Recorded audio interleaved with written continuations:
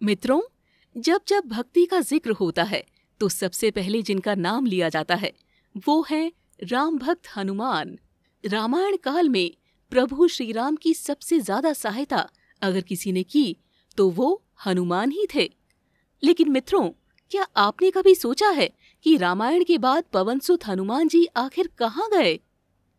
हिंदू धर्म ग्रंथों के अनुसार हनुमान जी को अमरता का वरदान प्राप्त था। तो क्या आज भी बजरंगबली हमारे बीच में मौजूद हैं? और अगर हाँ, तो वे कहाँ हैं? इन्हीं कुछ सवालों के जवाब लेकर हाजिर हूँ मैं आज इस वीडियो में। नमस्कार और स्वागत है आपका चैनल ज्योतिष साधना पर एक बार फिर। मित्रों, राम भक्ति में डूबे हुए ग्रंथ रामचरितमानस के रचयिता तुलसीदास जी ने हनुमान चालीसा में लिखा है, चारों जुग प्रताप तुम्हारा है प्रसिद्ध जगत उजियारा। अर्थात चारों युगों में यानी कि सतयुग, त्रेता, द्वापर और कलयुग में आपका यश और प्रतिष्ठा फैली हुई है। जगत में आपकी कीर्ति सर्वत्र प्रकाशमान है।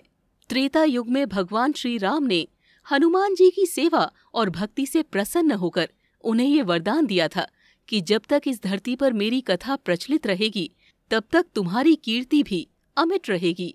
और मित्रों, हनुमान जी 4 अलग अलग वजहों के कारण सभी देवताओं में श्रेष्ठ हैं। पहला ये कि हनुमान जी बहुत शक्तिशाली हैं। दूसरा ये कि वो इतना शक्तिशाली होने के बावजूद भी ईश्वर के प्रति सदैव समर्पित हैं। तीसरा ये कि वो अपने भक्तों की सहायता तुरंत करते हैं। और चौथा ये कि वो आज भी सशरीर इस पृथ्वी पर मौजूद हैं। मित्रों, इस ब्रह्मांड में ईश्वर के बाद यदि कोई शक्ति है तो वो हनुमान जी हैं। महावीर बजरंगबली के सामने बड़ी से बड़ी मायावी शक्ति भी घुटने टेक देती है। अब सबसे बड़ा सवाल ये उठता है कि अगर वे अमर हैं तो वे हैं कहाँ? मित्रों, उनके जीवित होने के दावे समय समय पर अलग अलग जगहों से आते रहते हैं और इन्हीं दावों के कारण उनके अस्तित्व का होना और भी पुष्ट हो जाता है। सबसे पहले बात करते हैं गोस्वामी तुलसीदास जी की। वर्तमान में यानी कि कलयुग में अगर मनुष्य पूर्ण श्रद्धा और विश्वास से हनुमान जी की आराधना कर ले तो तुलसीदास जी की भांति उसे भी हनुमान और राम दर्शन होने में देर नहीं लगेगी। इस संदर्भ में एक सुंदर प्रसंग है जहां हनुमान जी स्वयं तुलसीदास जी से कह रहे हैं, चित्रकूट के घाट पे भई संतन के भीर, तुलसीदास चंदन घिसे, तिलक देत रघुबीर। हनुमान जी ने तुलसीदास जी से कहा था कि राम और लक्ष्मण चित्रकूट नियमित आते रहते हैं। मैं वृक्ष पर तोता बनकर बैठा रहूंगा और जब राम और लक्ष्मण आएंगे तब मैं आपको संकेत दे दूंगा। हनुमान जी की आज्ञा के अनुसार तुलसीदास जी चित्रकूट घाट पर बैठ गए और सभी आने जाने वालों को चंदन लगाने लगे। और फिर जब राम और लक्ष्मण वहां आए तो हनुमान जी गाने लगे, चित्रकूट के घाट पे भई संतन के भीर, तुलसीदास चंदन घिसे, तिलक देत रघुबीर। हनुमान जी के ये वचन सुनते ही तुलसीदास जी प्रभु राम और लक्ष्मण को निहारने लगे। इस प्रकार गोस्वामी तुलसीदास जी को भगवान राम के स्वयं दर्शन हुए। वहीं श्रीमद् भागवत के अनुसार हनुमान जी आज भी गंधमादन पर्वत पर निवास करते हैं।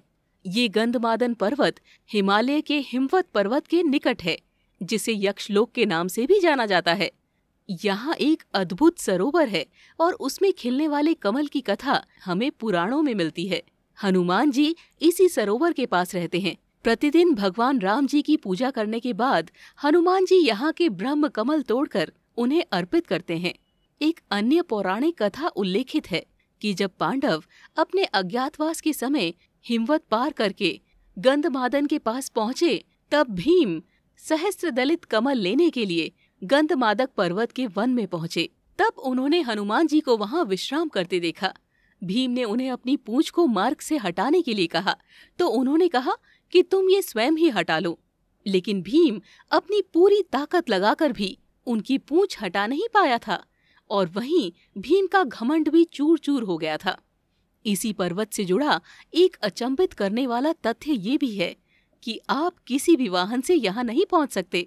यही नहीं, चीन की तंत्र कथाओं पर नजर डालें तो उसमें एक खास प्रकार के किरदार का उल्लेख मिलता है जो बिल्कुल हूबहू हनुमान जी के जैसा ही प्रतीत होता है और इसे चीन में मंकी किंग के नाम से जाना जाता है। ये वहाँ का एक महान वानर था जिसमें असीमित शक्तियाँ मौजूद थी। इस शक्ति के बूते उसने बचपन से ही बड़े बड़े कारनामे कर दिखाए और अगर हम इसकी तुलना हनुमान जी से करें तो आपको आश्चर्य होगा जानकर इनकी समानताएं। मंकी किंग अपने आकार को कभी भी छोटा या बड़ा कर सकता है। चीन में पाए जाने वाला मंकी किंग एक ही छलांग में कई किलोमीटर तक की दूरी तय कर लेता है। उसकी रफ्तार का कोई मुकाबला नहीं था और हमारे पौराणिक ग्रंथों में भी हनुमान जी के बारे में ऐसा ही कहा जाता है कि भारत में कई जगह ऐसी है जहां हनुमान जी के पैरों के निशान आज भी मौजूद है। इन दोनों में एक बहुत बड़ा अंतर भी दिखता है।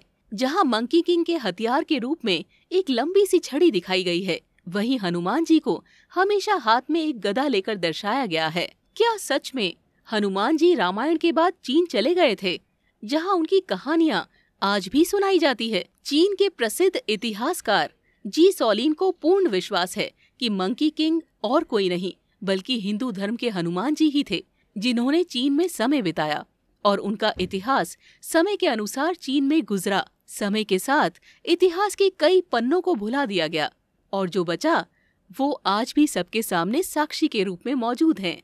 मित्रों, आज भी हनुमान जी हम सबके बीच उपस्थित हैं।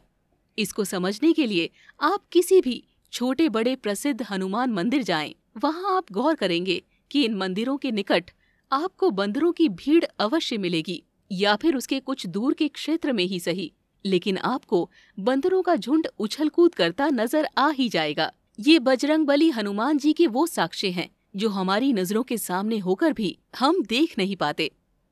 उम्मीद करते हैं आपको हमारी आज की ये वीडियो पसंद आई होगी। अगर अच्छी लगे तो इसे लाइक करें और साथ साथ मित्रों और रिश्तेदारों के साथ शेयर अवश्य करें। साथ ही ऐसी ही और भी आध्यात्मिक और धार्मिक वीडियो देखते रहने के लिए सब्सक्राइब करें हमारा चैनल ज्योतिष साधना और फेसबुक पर देखने वाले सभी व्यूअर्स लाइक करें हमारे फेसबुक का नया पेज ज्योतिष साधना। फिलहाल आज के लिए इतना ही। अब इजाजत दीजिए। आपका बहुत बहुत शुक्रिया।